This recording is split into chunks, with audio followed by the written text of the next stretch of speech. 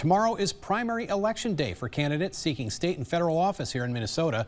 Aaron Stuvey has more on who's in the race and what you need to know before you head to the polls.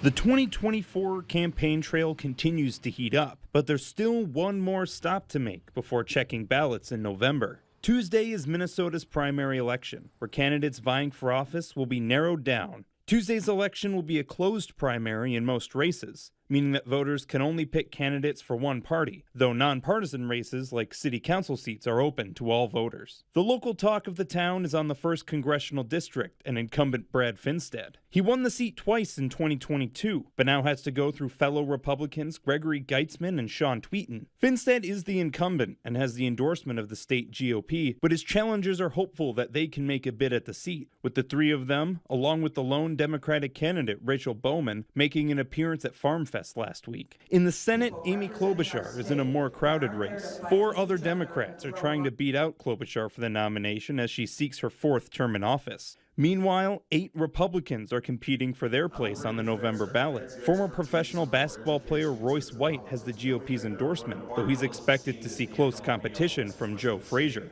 The polls open Tuesday at 7 a.m. and close at 8 p.m. Aaron Stuvey, KUIC News Now.